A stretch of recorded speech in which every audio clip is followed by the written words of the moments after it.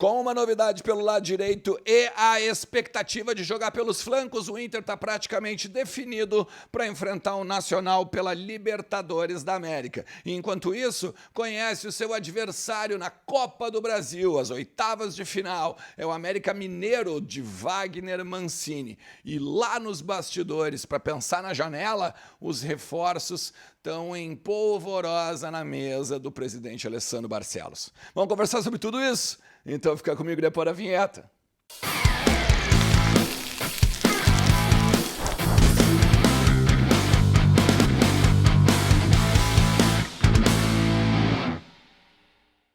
Fala Colorado, como é que vocês estão? Tudo beleza? Bora falar do Inter, atualizar algumas informações e entender principalmente os bastidores aí do nosso clube que está se organizando não só para enfrentar o Nacional, mas também conhecer o seu adversário nas oitavas de final da Copa do Brasil. A gente vai falar sobre tudo isso, fica comigo até o final do vídeo, deixa teu like, te inscreve no canal e ativa a notificação. E aqui, ó, o meu muito obrigado para vocês, porque chegamos aos 26 mil inscritos aqui. E aí agora a meta é aquela ousada, né? Aquela meta ousada de até 30 de junho a gente fazer 30 mil inscritos.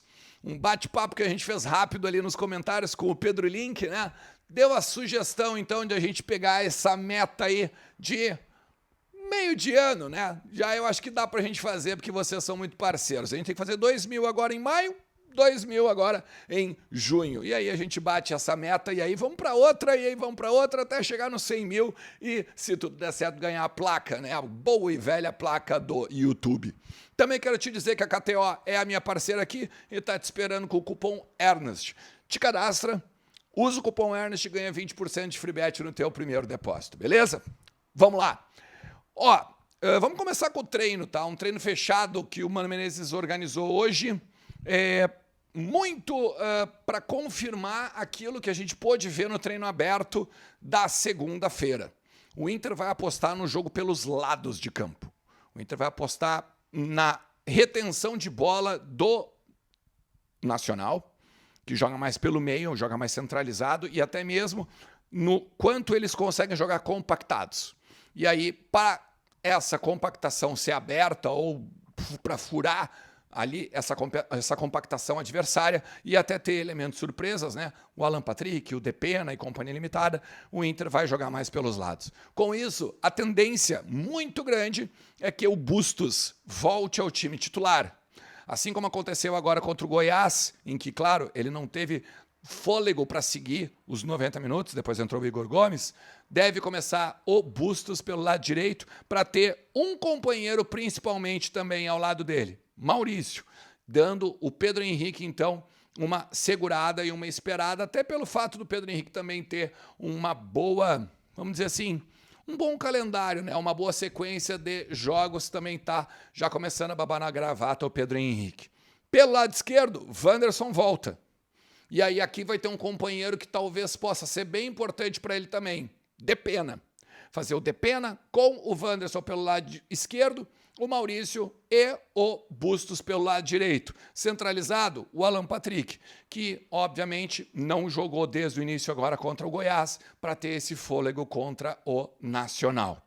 Lá na frente, o alemão, de boa. Então, o Inter está com mais ou menos assim, ó, Kehler, Bustos, Vitão, Mercado, René, Campanharo, que também volta, né? E aí tentando fazer aquilo que fez contra o Flamengo, de ser um cara que vai fazer a articulação, né, dos dois lados, e o Inter não ter simplesmente um lado para jogo, depois joga pelo outro lado, jogo, tentar ser um pouco mais, vamos dizer assim, igual, né? Tanto do lado esquerdo quanto do lado direito.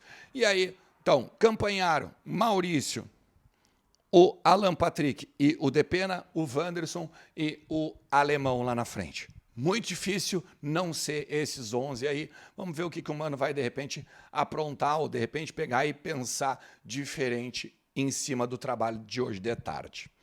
Hoje de tarde também teve o sorteio da Copa do Brasil. Oitavas de final. Mano Menezes conheceu o seu adversário, né? O Inter como um todo, o América Mineiro, do Wagner Mancini. Um time que está oscilando na temporada, né, que é capaz, por exemplo, de chegar na final do Campeonato Mineiro, claro, perde pro Atlético, mas aí tem poderio financeiro, poderio técnico e uma série de questões, mas também chega agora no Campeonato Brasileiro, fica nas posições inferiores da tabela, ali nas posições bem mal, né? Tá ali tá na zona de rebaixamento e tal, mas também na Sul-Americana, bota 4 no Peñarol. Então, por isso que eu tô dizendo, é um time que oscila bastante e, se tu for olhar dos males o menor, vamos pegar aqui, ó, pega aqui os jogos como um todo. Pô, tu tem o Grêmio contra o Cruzeiro, tu tem o Flamengo contra o Fluminense, que vai ser um baita jogo também. Então, são jogos que vai deixar, primeiro, postulantes ao título pelo caminho.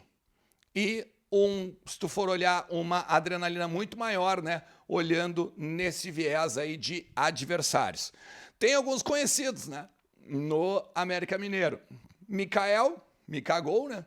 O jogador que esteve aqui muito mais no spa do Beira-Rio do que qualquer outra coisa, jogou 12 minutos com a camisa do Inter e foi trocado, então, né? Foi negociado com o América Mineiro. E também outro cara que já jogou por aqui, o Wellington Paulista, um dos goleadores da temporada, junto com o Aloysio Boi Bandido, que é, inclusive, um dos caras que já teve na prospecção, né? Do Colorado, agora 2020, 2021. 2020, inclusive, que o Inter foi eliminado pelo América quando o América chegou na semifinal. Sua melhor fase, né, ou sua melhor participação na Copa do Brasil. Aí perde para o Palmeiras, que depois acaba campeão naquela oportunidade. Então, vale a pena a gente pensar que, define em casa. Isso é importante também. Jogamos lá contra o Atlético Mineiro e depois continuamos em Minas, pegamos o América. Praticamente quase uma semana lá em Belo Horizonte para depois então decidir em casa aqui no Beira-Rio. Tendência de que seja ali no dia 17, 18, 19, o primeiro jogo, e aí 2 semanas depois o jogo de volta aqui no Beira-Rio, beleza? Eu quero falar com vocês agora sobre o Cuéllar, porque assim, tem uma galera me perguntando o que aconteceu, por que o René respondeu o Cuéllar no Instagram. Porque assim, o Cuéllar ele postou uma foto em que tinha um avião, né, de embarque e tal, e o René botou um olhinho, né, num comentário, tá? Óbvio, né, o René jogou com ele no Flamengo, conhece o cara e tal, e o que me disseram que, obviamente, o René deve ter falado coisas do Inter para ele já, tá? Não é uma informação, vamos dizer, que venha do René, mas de pessoas que conhecem ali o vestiário e tal. O Inter paga direitinho, quando não paga, tem aí a renegociação, como aconteceu agora com o direito de imagem. O Mano tem o vestiário na mão, é um time que sabe bem o que quer, a gente está de olho nas Copas, a gente tem aí, estamos vivos na Copa do Brasil, estamos vivos na Copa Libertadores, estamos nas primeiras posições do Campeonato Brasileiro, aqui tu vai jogar, aqui tu vai ser um titular bem possível. Tem outro cara muito importante que está vindo aí, que é o Gabriel, que vocês podem pegar e ser grandes parceiros. Arangues, Ener Valencia para vir e tal, isso, aquilo. Então é óbvio que o Cuéllar foi, vamos dizer assim, seduzido por tudo isso, tá? Só que o que o Inter está tentando? O Inter está tentando, pelo outro lado agora, a questão do staff do jogador conseguir a liberação dele lá no Al Hilal. Porque o Al Hilal agora liberou a questão do transfer ban que ele tinha, pode voltar a contratar jogadores, como, por exemplo, estão dizendo, inclusive, lá para cima, que até o Messi poderia ser tentado pelo Sheik do Al Hilal. Os caras lá não têm problema de dinheiro, né? Então, pelos serviços prestados, inclusive pela participação no Mundial de Clubes, o Cuéllar e o staff do Cuéllar ia chegar lá no Al Hilal e pedir a liberação. Porque daí, com isso, o que faria?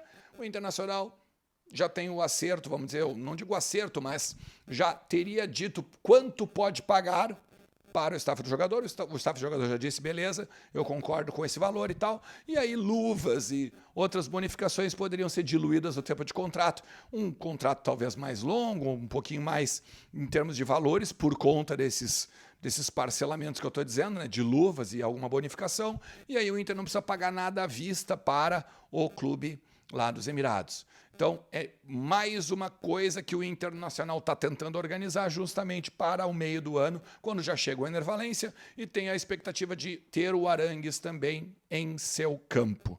O Matias Rojas, que eu falei que é o sonho do Inter esses dias aqui no conteúdo, eu ainda não consegui atualizar nada, não tem nada de novidade, pelo menos neste momento, então eu não vou falar muito nesse sentido, tá? Mas se tiver, obviamente eu trago aqui. Cara, se tu chegou até aqui, mais uma vez eu vou te pedir, deixa teu like, te inscreve no canal, ativa a notificação e obrigado por estar aqui comigo e a gente vai fazendo essa comunidade cada vez crescer cada vez mais, beleza? Tamo junto, um forte abraço, tchau!